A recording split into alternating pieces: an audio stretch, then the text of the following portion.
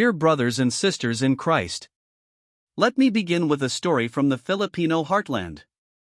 In a small mountain barangay, after a violent typhoon, two young children were found wandering in the forest. Their parents' home had been destroyed, and for days they were lost, hungry, frightened, and alone. When the villagers finally found them, no one asked, "Are they from our family, or do they belong to our clan?" Instead, the whole community welcomed them. One family gave them food, rice and warm soup. Another family gave them clothes. The elders built a small bahay kubo in the center of the village so they would never feel alone again. Those children became what Filipinos call anaking bayan, children of the whole community. That is the spirit of bayanahan. When someone is lost or weak, we do not measure whether they deserve help. We simply welcome them.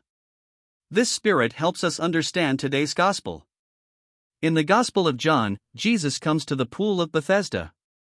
Around the pool lay many sick people, the blind, the lame, and the paralyzed. Among them was a man who had been ill for 38 years. Imagine that, 38 years of waiting, hoping, and disappointment. When Jesus saw him lying there and knew he had been in that condition for a long time, he asked a surprising question. "Do you want to be well?" At first, the question sounds strange. Of course he wanted to be well. But listen carefully to the man's reply. He said, "Sir, I have no one to put me into the pool when the water is stirred up. While I am on my way, someone else gets there before me."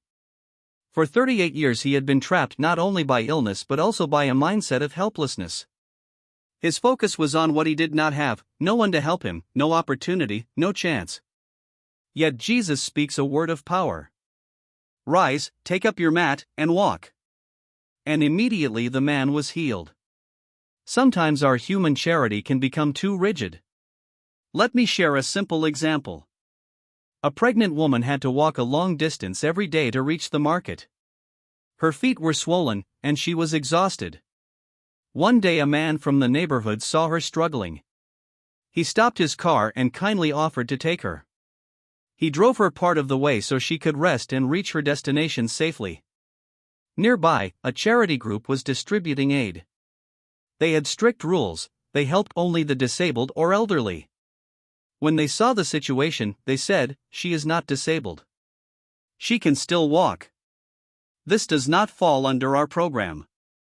They followed their rules, but they missed the deeper need. Jesus does the opposite. He does not look first at categories or regulations. He sees the person and the heart. My brothers and sisters, the man at Bethesda is not just someone from the past. Sometimes we are that man. We may not be physically paralyzed, but our hearts and minds can become stuck. We may say, "Nothing will change." Or, "This is how things have always been." Or, "It is too late for me." But today Jesus asks each one of us the same question. Do you want to be well? The Church reminds us that healing and holiness are for everyone.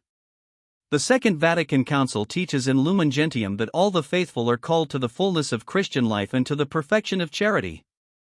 Holiness is not only for priests, religious, or great saints. It is the calling of every baptized person. It begins when we say yes to the invitation of Christ. Today Jesus stands before us and asks this question to every heart. He asks it to the person who has carried resentment for many years. He asks it to families whose relationships have grown cold. He asks it to young people who feel paralyzed by fear of the future. Do you want to be well? If our answer is yes, then Jesus says to us what he said to the man at Bethesda. Rise, take up your mat, and walk. Break the paralysis. Trust that God can do more than we imagine. And once we begin to walk again, let us help others walk too, in the spirit of Bayanahan and in the compassion of Christ. Let us pray. Lord Jesus, like the man by the pool, we have waited long enough. Today we answer your question with faith. Yes, Lord, we want to be well. Heal what is paralyzed in our hearts. Break the limits we place on love. Make us instruments of your compassion, welcoming the lost, lifting the weary, and seeing every person with your eyes. Through the grace of the Holy Spirit, help us rise and walk in the path of holiness. Amen. Thank you for watching.